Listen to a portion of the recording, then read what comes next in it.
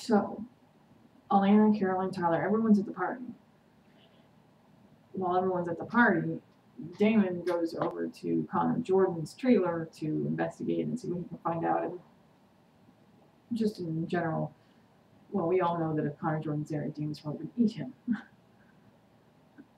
So Damon walks into the trailer and starts looking around at some things, and unfortunately, he doesn't look where he's going, and he springs a trap, which causes 2 arrows to be shot into his shoulders.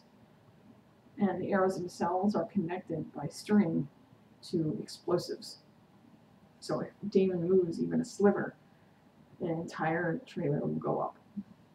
And I don't think that a vampire is impervious to explosions and fire. So he's kind of stuck.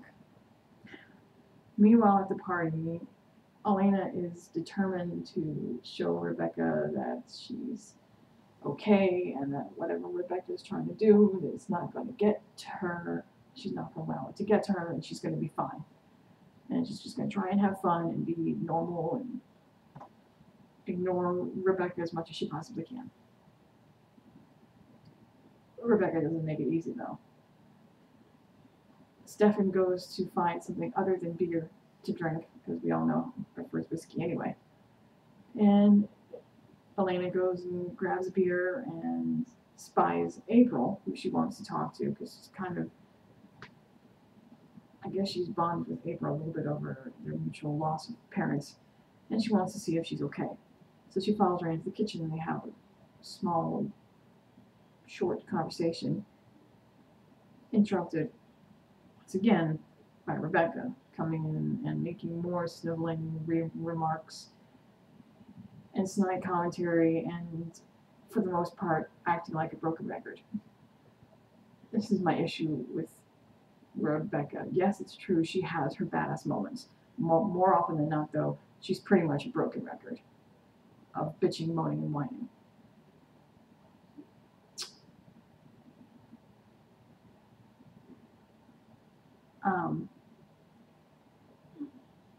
April can tell that maybe it's not a good idea for me to be in this room right now. So she leaves out, and Rebecca and Elena proceed to have a bitch off. Pretty much trying to see who can outsmart who. And Rebecca manages to slip Elena's daylight ring off her finger, and she drops it down the garbage disposal.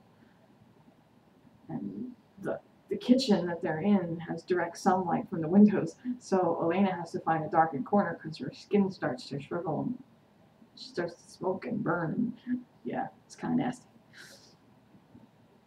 And Rebecca doesn't even stop there. She actually turns the disposal on, and we're left to think, oh my god, the ring is now in pieces. But I think Bonnie probably made it stronger than that. Being that it's spelled, it's definitely impervious. So Rebecca leaves out with a coy grin on her face, thinking she's gotten the upper hand, but Elena manages to find it within herself to grab the courage to run over to the disposal, grab the ring out, and slip it back on, despite the pain. And she makes it out. She decides she's done dealing with Rebecca's shit, and she wants to get out. She wants to leave the party, so she grabs Stefan, and they proceed to leave. As they're walking outside, Rebecca's up on the balcony overlooking where everybody's partying, and she sees Elena and Stefan walking away, and she says, leaving so soon. And since Elena's emotions are heightened, she doesn't always have an off switch about the things that come out of her mouth. She turns around and says, not quite yet. You know what? Next to her, there's a big beer keg. And she proceeds to do a handstand on top of the thing and starts chugging beer upside down to the merriment and awe of everyone around her. And Rebecca's just left absolutely slack-jawed at the audacity and the balls that this girl has. And the fact that, oh my god, everybody's looking at her and no one's appreciating me. Like I said, broken record.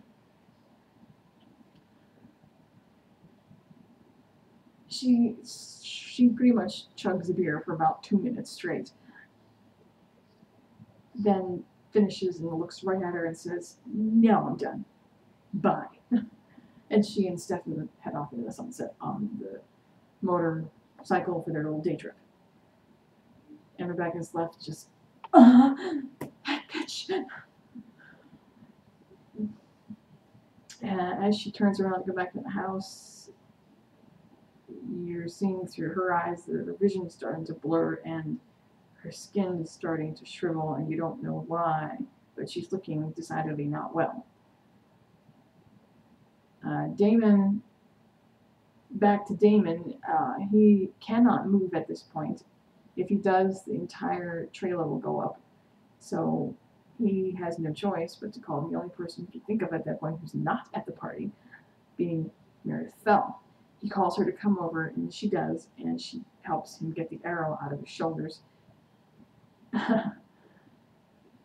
And during this, they have a sort of stilted conversation about, so I'm really sorry that you got your heart broken by this girl that you love, and your relationship with your brother is really sour, but don't you think you should put your ego aside so that, you guys can have a relationship again?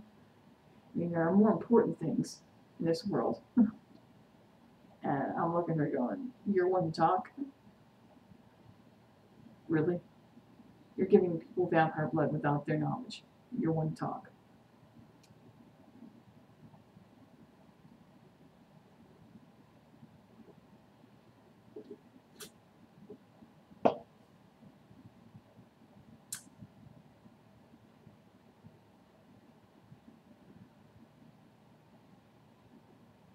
So now Damon knows he needs to come up with some kind of plan, and he needs to come up with this plan soon.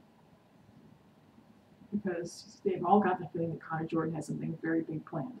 And he did have something very big planned. You remember when I said before that Matt clued him in on the fact that whole bevy of vampires was going to be at Rebecca's party? Yeah. Well, he decided he was going to spike the punch, as it were, by dosing the beer with werewolf venom. And which two vampires drank the werewolf venom beer? Rebecca and Elena. As we were so insanely treated to her beer chugging. It doesn't take effect on her immediately yet. So Damon and Rebecca actually goes, Meredith goes back to the hospital to put that part of Damon's plan into action. Damon goes over to Rebecca's, where he knows Klaus is going to be for the party. And just before the party started, Tyler was having issues of his own. A young girl by the name of Haley, whom you all will recognize as Phoebe Tonkin, who played Faye in Secret Circle, shows up as a young girl named Haley, who apparently is an old friend of Tyler's from that little bit of time back in season 3 when he was not in Mystic Falls and he was out on his own trying to deal with the fear he had of shifting into his werewolf and using that to break the sire bond. And she was the one that helped him break his sire bond.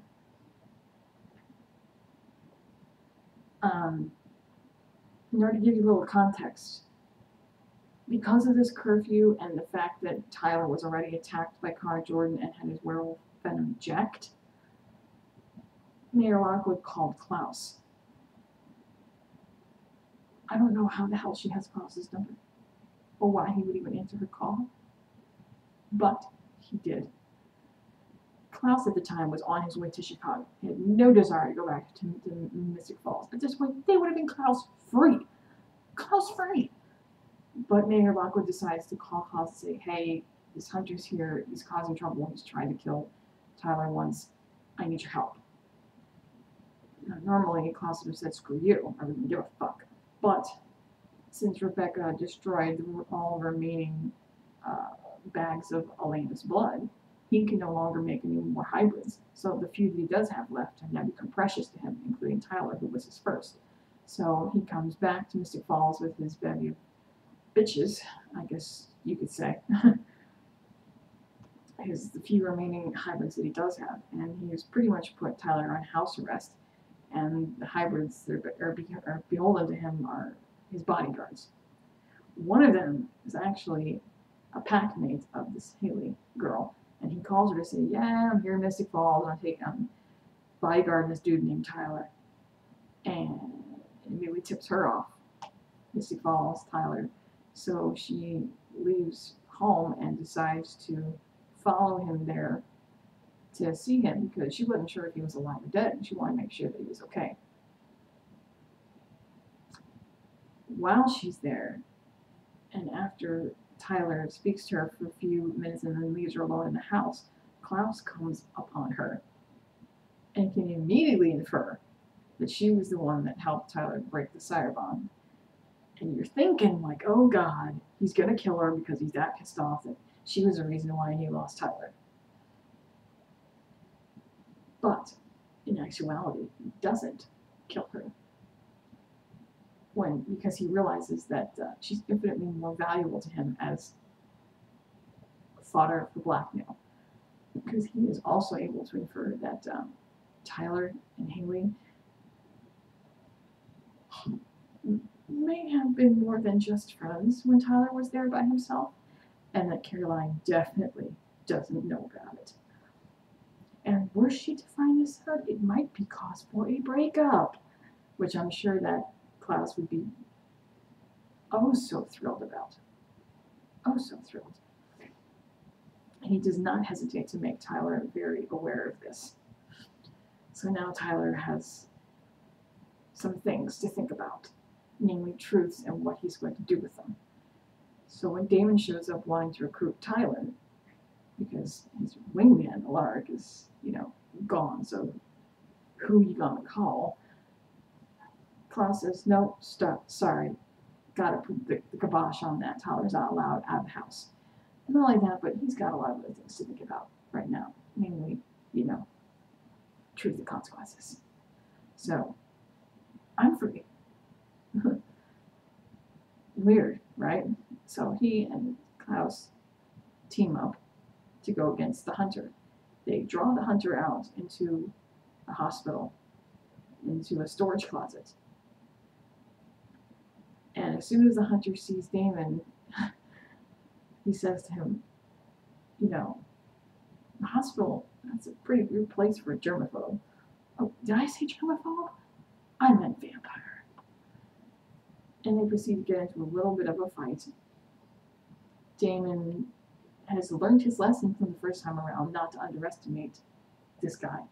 And they manage to, together, pretty much get the upper hand on him. And when Connor realizes he's looking at Klaus, it's like, the look on his face is like, yeah, you're fucked. He refuses to say anything. And just to really drill the irony home, they stick those two arrows in his shoulders and hook him up to the explosive. So if he moves, the whole room goes up. Just, to really stick it to him. They try to get information out of him, and all he'll say is that if I die, another one will come to take up where I've left off, blah, blah, blah. And when Damon mentions the tattoo, Klaus you can see the look in his eyes and immediately shifts like, what? And I'm pretty sure he knows what Damon's talking about. How he knows and what it is that he knows is a question at this point. But he looks right at Connor and says, you're one of the 5. And the look on Connor's face would suggest that Connor has no idea what Klaus is talking about.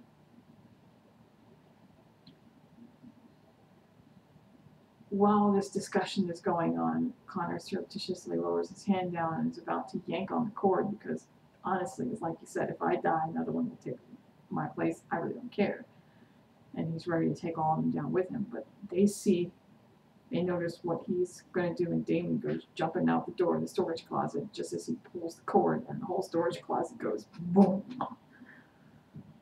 Damon makes it out alive and assumes that the hunter is dead. I'm going to guess that Klaus made it out as well. I didn't see him jump out, but I mean, it's Klaus. He's not just going to let himself die.